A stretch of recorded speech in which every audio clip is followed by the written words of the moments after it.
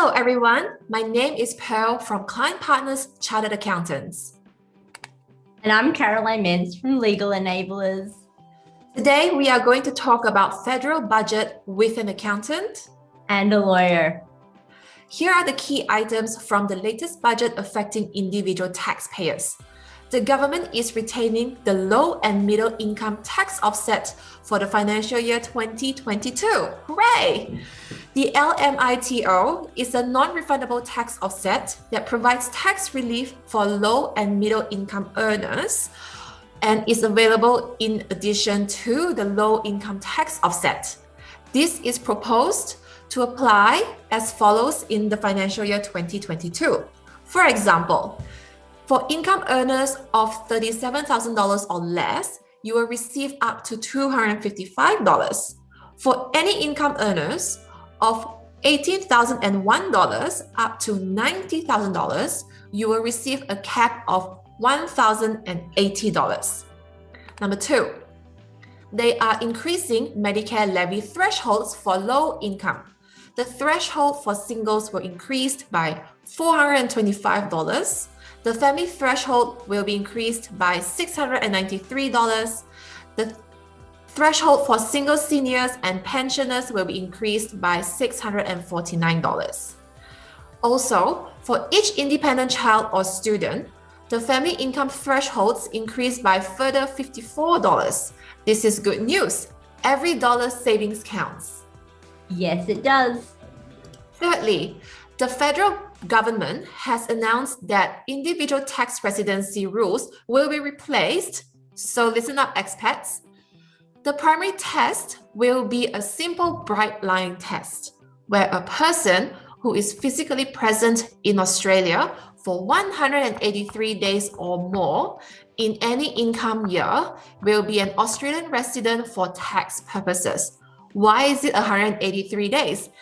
Because they wanted it to be 6 months, but decided to be fancy. No, not really. It is because in a year, there are 365 days divided by 2 half a year. That brings us to 182.5 days. And they rounded it up to 183 days. Accountants. I know, right? All right. Fourthly, we're almost there, everyone.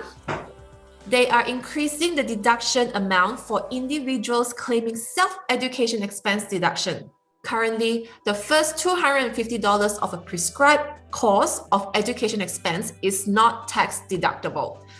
The government will be removing the exclusion of the first $250 of deduction.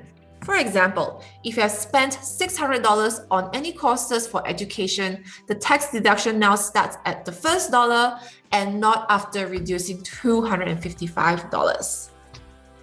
That sounds helpful. Indeed, indeed. Now, lastly, employee share schemes. This is where employers are giving shares to their employees. They are removing cessation of employment as a taxing point and reducing red tape.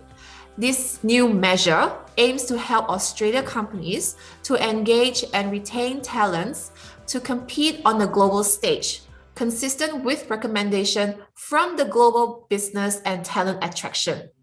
By streamlining requirements for unlisted companies making ESS offers that are valued up to $30,000 per employee per year. So, super exciting stuff, everyone.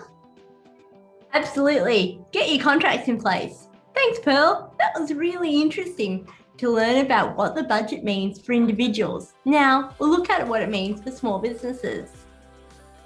The government's goal is to get the economy back to pre-pandemic levels. To achieve this, the government is investing in initiatives to achieve full employment. They're doing it in 2 ways: building businesses and getting people back into the workforce. Company tax rate is reduced to 25%.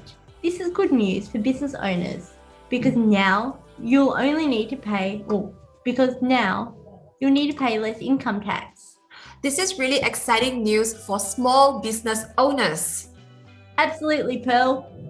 Temporary full expensing is now extended. So Say you buy a business asset, the whole purchase price of the asset can be written off, which means claimed on your tax.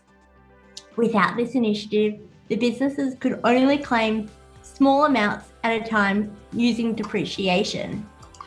You save a lot of taxes, which means saving more cash. Ka-ching, ka-ching. The next initiative is the temporary loss carryback extension. Pearl, this is your area of expertise. Not a problem.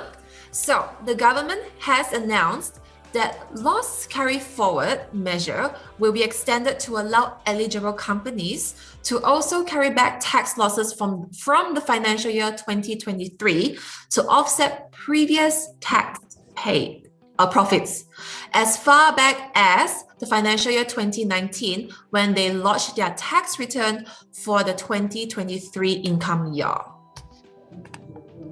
And the small to medium entity loan scheme has now been extended. SMEs with a turnover of under $250 million who received JobKeeper in January to March 2021 are eligible for a government 80% guarantee of SME loans for up to $5 million for 10 years or less. This could be a lifeline for small business operators. That is absolutely spot on. Next, the patent box. Australian developed and patented medical and biotechnology innovations will be taxed at 17%. This will hopefully lead to new ideas to make our lives healthier and safer. That is great. Now, let's talk about how the government is helping to get people back into the workforce to improve the economy. When people work, they produce goods and services and spend money in our economy. First, apprentices. The government is paying up to 50% of new apprentices' wages at a maximum of $7,000 per quarter. Businesses big and small are eligible for this initiative.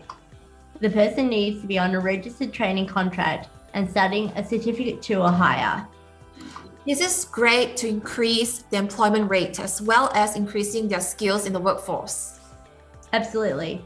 Next, childcare. In a win for women, families with children who have 2 or more children in childcare at the same time are eligible for a 95% subsidy. Affordable childcare is essential for helping women to return to the workforce. The government is also removing the subsidy cap for high-earning couples. The subsidy cap for parents with a combined income of over $189,390 is now removed. Hooray for more women in the workforce. Hooray! Lastly, superannuation. To help us save for our old age, superannuation is now set for 10%.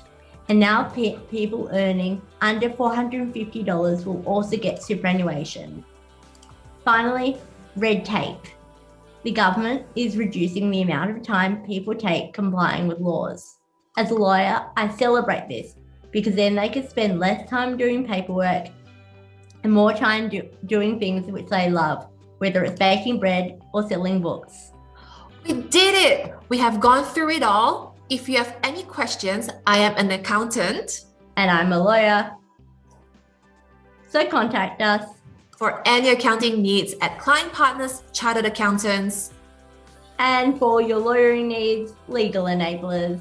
Have a great day, everyone. Have a great day.